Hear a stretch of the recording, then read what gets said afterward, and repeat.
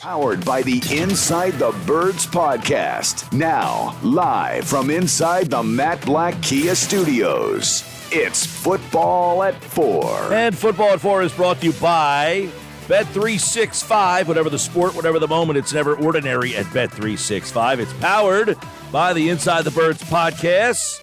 Andrew DiCecco is in the house from InsideTheBirds.com. Take a look at some of the matchups and some of the injury issues. The injury report just came out. Out today is Sidney Brown and Quez Watkins. We'll talk about how those guys are replaced. And questionable for the game is Justin Evans. So the safety spot will zone in on that. Don't forget this hour of the show. It is brought to you by our friends at Taco Cat. We had the Taco Cat here yesterday. They did a great job. It was awesome here at the radio station. You can visit them at TacoCatSouthJersey.com for more information on how you can get Taco Cat at your next big event. Let's bring in Andrew DiCecco, who will be in the house on Sunday for the Eagles and the Washington Commanders from InsideTheBirds.com. And let's start there, Andrew. Sidney Brown out, Justin Evans questionable. I know you wrote about this over at InsideTheBirds.com, but what is that safety spot going to look like on Sunday? Hey, Mike, how are you? Well, it's going to have an altered complexion there, and I think that when you look at what they have there as the starters, you can assure that Terrell Edmonds and Reed Blankenship will be there as your starters. But then after that, there comes some questions, and I think that Justin Evans is trending towards playing. He had a full practice today, but he is listed as questionable, and Sidney Brown being out. So you wonder how that's going to shake out. Now, some of the options are you could elevate, I should say, Tristan McCollum from the practice squad. He's been a holdover throughout the summer. I thought he performed pretty well, but you only have two elevations, and Braden Mann's assured a spot, and it would seem like with Quez Watkins out, a wide receiver might be the move there. So it's also important to mention that Keely Ringo and Mario Goodrich offer positional versatility. Mario Goodrich played all around the secondary in practice last season, and Keely Ringo is being cross-trained at safety as well. So that kind of gives them a little bit of some depth there to get them through the game. So that's kind of how I think it's going to be. They're going to have to piecemeal it a little bit. Yeah, and obviously last week Goodrich was inactive for the game. What do you see in the slot this week in this matchup? Because I will say, Washington does have three guys who kind of are tough matchups. You got McLaurin, who's always a problem seemingly against Philadelphia. And then, Dotson could be an issue. And the slot, of course, for them is pretty tough. So what do they do in the slot this week? Is Goodrich a guy that has to be active? Well, I think just given the numbers there, Mario Goodrich would be active. I was actually really shocked that he wasn't, to be honest. That's why he's here. They kept seven corners for a reason, and I think that it'll be situational. I don't think that that's a permanent thing or anything like that, but I think now when you need all hands on deck, it makes sense to have him available. Eli Ricks is more of an outside corner, although I think he probably could give you some snaps inside. He's not best equipped to do that. That would be Goodrich. But I think right now, looking at what they have, I think you might see Mario Goodrich, but you're also going to see a lot of James Bradbury in there as well. I thought he did a really nice job in it last week. And, Sidney Brown, I think, is certainly going to be in their plans for it, but it won't be this week because he's out.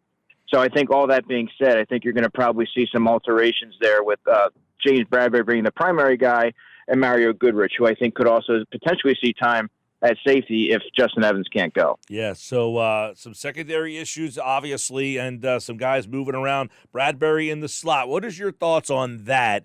You paid him a lot of money. He's an outside guy. He's a very good outside guy. Would you keep him in the slot, or do you feel to be optimally successful that he has to go back to the outside? Man, Bradbury's one of the best in the business on the outside, and obviously a 2022 All-Pro. That being said, I think situationally there's a place for it. When you're going against a Darren Waller, a Travis Kelce, a George Kittle, and some of these movable, big-bodied receivers that go into the slot. Mike Evans, if he had been in there more, I could certainly see it warranted, but he's only played 15 snaps in the slot going into last Monday night. So there's circumstantially, I could see there being reasons for it, but you kept a guy like Mario Goodrich for a reason, right? You kept seven corners. With him being the backup slot, the third slot at that, because Zach McPherson was supposed to be the backup.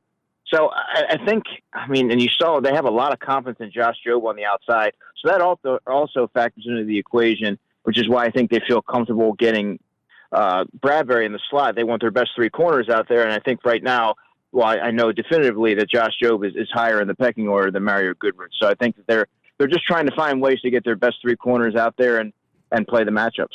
Yeah, it seems like that. You just brought up the great point there, Andrew, which is they like Jobe better than like Goodrich. If they like Goodrich better, they'd probably put him out there and keep Bradbury there, but it seems that they feel more comfortable with Jobe than Goodrich, so Jobe has got the spot. But you can make an argument that as this season goes on, that Jobe's going to face a lot more difficult matchups moving forward if he's the full-time outside guy. Oh, absolutely. He's going to be tested. Teams are going to throw his way. I thought going into the season, he only played 12 snaps, but he's compiled 93 snaps through 3 games. And he seems to be gaining confidence and just really looking more refined as a corner as he's grown and gotten more experience.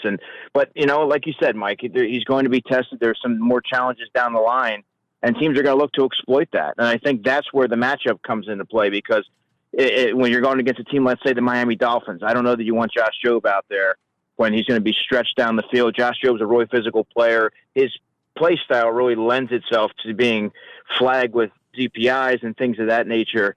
So I don't know that you would probably want him out there on an island in a game like that. So I think that would be Bradbury outside, and maybe you platoon Sidney Brown or a Goodrich in there. So I think they have enough bodies there when they're all at full strength. So I think that they just have to figure out a way. What's the best formula week to week? Andrew DiCecco, InsideTheBirds.com. And, of course, you wrote about the Eagles suffocating the Buccaneers up front last week. They only give up about 45 yards on the ground. Washington, I wouldn't say is a team that runs the ball all that well. So last year in the game, I think it's an interesting kind of storyline here is the game they won, they ran it a lot. They didn't run it all that well, but they ran it a lot, and they stuck with it.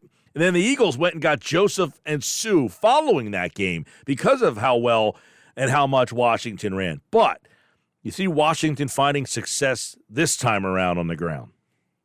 I don't. Just given the personnel. I mean, the Eagles are surrendering 48 yards, 48.3 to be exact, on the ground coming out of that Monday night game. Brian Robinson's done really well for Washington this year, but he's only averaging 72 yards on the ground despite them trying to force feed him the ball. I just don't see that as a viable remedy to combat what the Eagles are doing and trying to slow the clock down, and like they did last year. I think the Eagles are really going to shut that down early and force them to be one-dimensional and take to the air. And then that becomes, their offensive line is in shambles right now, Mike. He was sacked 9 times last week, 19 times on the season. All these quick outlets, you're going to have to see if he can get the ball out to a Curtis Samuel or an Antonio Gibson, because if he's just not going to be able to sit back there and survey it and get it out to Jahan Dotson and Terry McLaurin and the like. I can't imagine with pressure coming up the middle, and really particularly off the right side. Andrew Wiley, many remember he was supposed to be that was supposed to be the marquee matchup in the Super Bowl. Andrew Wiley versus Hassan Reddick, and Hassan Reddick now has the cast off of his thumb. So I think that he could go down for a couple sacks against Wiley this week, who has given up 3 on his own this year and a league-high 11 pressures. Yeah, let's talk about that, because the Eagles, 6 sacks this year, not even close to the pace they were on from last year. Conversely, John Gannon's Arizona Cardinals have 11 sacks right now. Just to put it in perspective, the Eagles' defense not getting the same amount of sacks, but they are getting pressure. But, Andrew DiCecco, you mentioned Reddick has not been a factor. And this Washington team, they got sacked 9 times last week. They've been sacked 15 times all season so far in only 3 games. So is this a week where maybe those sack totals go up? In a big way, and I think that they're going to start to snowball early. You remember the game very well, I'm sure, last year with Carson Wentz. I imagine something similar to that. He's going to have to drop back because they're going to shut down the run, and then all of a sudden it's almost like quicksand, like the walls are caving in, and the middle starts to you just get pressure up the middle with Big Jordan Davis and Jalen Carter. And I think Hassan Reddick is really the key here, because he's going to unlock the full potential of the Eagles pass rushers coming off the edge there against Andrew Wiley. That cast on the thumb, some may not think that it would, but it really does impact pass rushers. And he seemed to be really happy to get that cast off. And I think that you're gonna see the Hassan Reddick of old come Sunday, which is bad news if you're Andrew Wiley and the Washington Commanders. Oh, I agree with you, Andrew. I think that cast was a big factor for hand placement and just using it to yank and pull, getting guys and using them the way that you want to kind of get leverage. You can't do it with that cast on. I think that was a big factor for Reddick. So I think, I didn't realize that he had the cast off, so that's good information there. Terry McLaurin, 45 catches, 700 yards, and 3 touchdowns. He's got better numbers against the Eagles than any team he has faced. So if you're the Eagles, he has not gone off to a good start this year. He has not been a big factor for the Washington offense. How do you like that matchup this time around? Well, I like Darius Slay on him this time around because I just think that it's going to be so hard for him to do anything down the field, separate and do anything in any real way given the pass rush. He's going to have to, if he wants to get McLaurin involved, the way I see it is Sam Howell's going to have to hit him on some quick slants or some wide receiver screens to get him on the move. But it's going to be really difficult for him to sit back there and find him down the field like he did last year and the damage that he's caused over the years, Terry McLaurin. So I don't know that you would be overly worried about. I mean, he's a good player, but I don't know if you're overly worried about it in this particular matchup. For me, it's somebody like a Curtis Samuel, who's more of a gadget guy. You get him in space, and he can really threaten the defense and provide a lot of different stresses on them in a multitude of ways. So I think that he would be somebody to keep an eye on. And Antonio Gibson, who really hasn't done much, only 9 targets on the season, 7 catches. To me, he's known for being a pass-receiving running back. I think he's going to be an outlet guy if they try to get the ball too early. But I don't see them being able to do too much through the air. All right, I want to go to the Eagles' offense here and have some fun because this seems like a matchup. Last week, Buffalo, who does not run the ball all that well, I mean, they're not known for running the football. They kind of had their way on the ground last week, for them anyway, 140 yards, I think. They had 137, something like that. We know Philly they ran the ball 88 times the last 2 weeks. They've run it all over the place. Theoretically, Andrew, they could turn around and hand the ball off 40 times and probably control this game, right? Easily. This team can be run on, and you look at somebody like DeAndre Swift, he's compiled 305 rushing yards in 2 games, and really, he didn't even play. He didn't take a single carry in the fourth quarter on Monday night. So when you look at what he's been able to do from a body of work standpoint, only 1 carry in week 1, by the way, just very impressive, and they have a really good 2-headed rushing attack. There's a lot of questions about the running back stable going into the season, but I think you're starting to get your answers now. You have the primary ball carrier in Swift, and you have somebody that can grind it out late in the game who they really trust, especially in situational instances in Kenny Gainwell that they can go to. And I think you're going to see them really go to them early and often, and they're going to that's probably going to be a quick game because I don't view them being able to stop the running game. Quick games. Last week was quick too. They started at 7:15. They were done like right after 10 o'clock last week. Andrew DiCecco, let's look at some more of the matchups here that are intriguing. I guess the pass attack. You got A.J. Brown. You got Smith. Smith had like 170 against them in the game down in Maryland last year, and we just kind of anticipate that one of these games but I want to get your thoughts on Goedert and the way they're using him, and then maybe how they jumpstart him. Yeah, Mike, that's been one of the biggest surprises to me of the season. Dallas Goedert, 11 catches for only 61 yards, I believe. Hasn't really had the big game, hasn't had the chunk plays that we expected. I mean, look, before the season, and it still could very well happen, but he's certainly not on pace for it. I thought that he was going to be the third 1,000-yard receiver on this team. Now, that's not to say it won't happen, but right now you haven't seen a lot of optimism, and it hasn't been trending in that direction. But the middle of the field should be open. It was open the past few weeks. They need to find a way to get him going. And a lot of times when Jalen Hurts has really shown well as a passer and really, got on the board early and made things happen, got in a rhythm, is when he's getting these completions over the middle of Dallas Goedert. That's his safety valve. That and those slant patterns to A.J. Brown. And so I would have to think that you're going to see that early, and they're going to start to pile up some points. Well, let me interject and ask you. You've been at most of these games, so you're getting a chance to see them from the press box, so you can kind of see them. I feel like they're not using Goedert in the middle of the field. It feels like everything they're throwing to him is bubble screen or these little flats out by the. It doesn't seem that they're utilizing him over the middle in the seam. Yeah, it's odd, and that was actually one of my observations when I wrote that in post-game after the Buccaneers game. Enough with the tight end bubble screens and all that stuff. Let him line up and run routes, do what he's always done. He's an elite separator, an elite route runner. He could really threaten the seams. He's a 3-level threat, and a good red zone weapon, by the way, which the Eagles were 1 for 5 in the red zone last week. Get him involved early, get the ball in his hands, let him get him on the move, let him create yards after the catch. He's physical after the catch. It's really surprising, Mike. You said my vantage point. Yeah, the vantage point indicates that he's running pretty freely, in the middle of the field, and especially when you're going against a Washington linebacking core and Jamin Davis, and particularly Cody Barton, who has not played very well at all. There's going to be opportunities to exploit them. Now, you want to see them be able to capitalize on that this week. Yeah, I would like to see, not that I care if Goedert has 150 yards and 6. I just want to see them utilize him, and maybe that's something they're setting up, right? Because that's the next question. What are some other areas of this offense? They've run the ball so well that, they haven't had to do much, but what would you like to see them kind of add or implement to the offense? And again, it's not that they have to, I guess, at this point, and probably not to win this game, but what are some of the things that need to be improved on with this offense? Well, I think you'd like to see them implement a third wide receiver a little bit more, right? I think that when you have two dynamite receivers in AJ and Devontae, when you get later into the season, you're facing some better teams, they're going to look to take away those guys. So I think you need to have someone like a Olamide Zaccheaus or Quez Watkins, who really hasn't been he got hurt in the Vikings game, so he's been a non-entity for a couple of weeks now. He's not playing on Sunday. You want to see them be able to get a little bit more balance there and utilize the full gamut of weapons that you have.